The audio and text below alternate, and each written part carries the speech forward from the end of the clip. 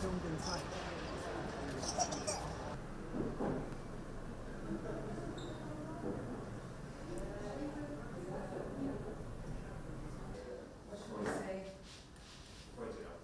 Italian surname, John.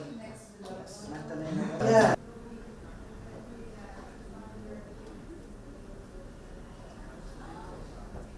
The catalog does have everything that's ever been used. So we've been working with HBO, their archives in Belfast, Ireland, for the past year to build this auction. And the idea started out like, what can HBO do for their fans? Like, what can they do to like something special? It's been 5 years since the show wrapped.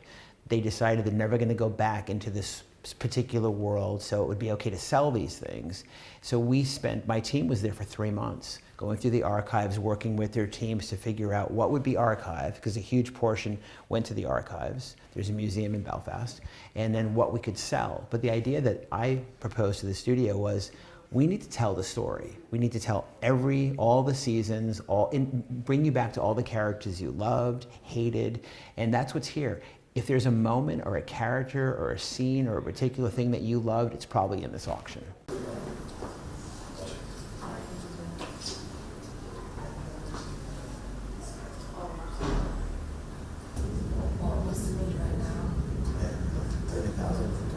So I suddenly realised on my last day on the show that I hadn't taken anything from the set, from my 10 years on Game of Thrones. I thought, I've got to get something, got to have something to show for this.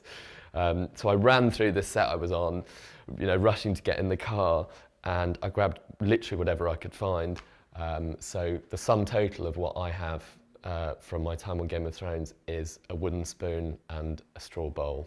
So very practical, but perhaps not very glamorous.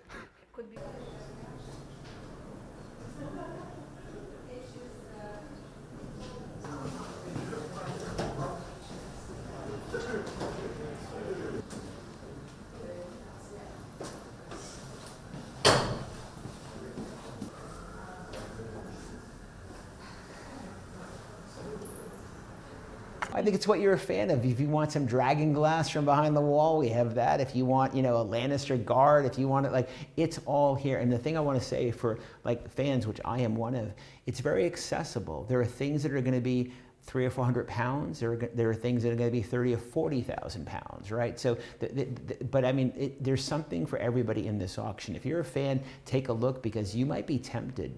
The map markers from the tables, when they were planning who was pledging fealty to which, side of the board, whether you were going to the Lannisters or the Starks, or how all the Daenerys, how all this was being manipulated, it's all there for you.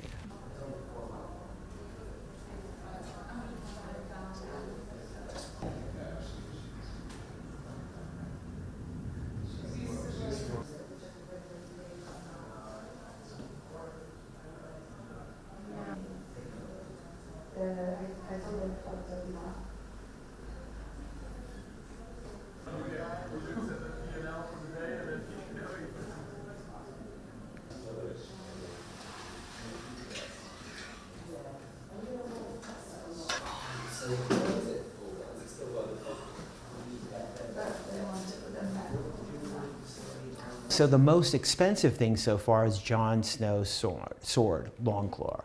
So it's it's a really important prop that, it's his sword. I think it's already at 36,000 US dollars. It's hard to predict. The eggs are doing really well. It's a wide assortment. Jaime's armor, I think, is at $25,000. There's so many pieces, there's, like I mentioned before, if you're a fan of Cersei, which I am, there's 12 dresses. If you're a fan of Daenerys, there's 12 costumes. If you like Tyrion, there's probably 10. So there's multiples to choose from. You might pick your 5 favorites and say, okay, if I don't get that one, I want that one. Most auctions have one. Right, there'll be one Daenerys. We wanted to have the widest assortment, so if somebody wanted to put together a collection, if you wanted to have your 4 favorite characters, you can. There's honestly so much. I do like this costume. I could see myself in it. I think it's quite trendy.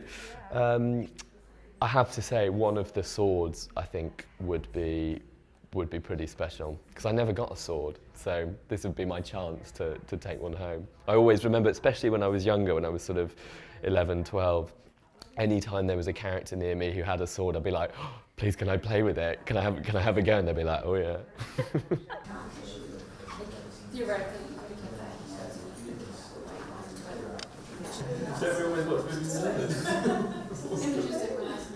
Brilliant. Okay.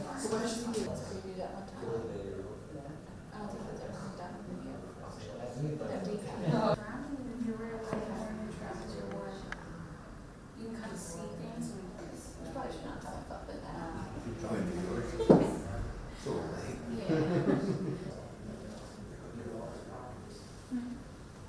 So it makes sense that then when you see it, you shouldn't have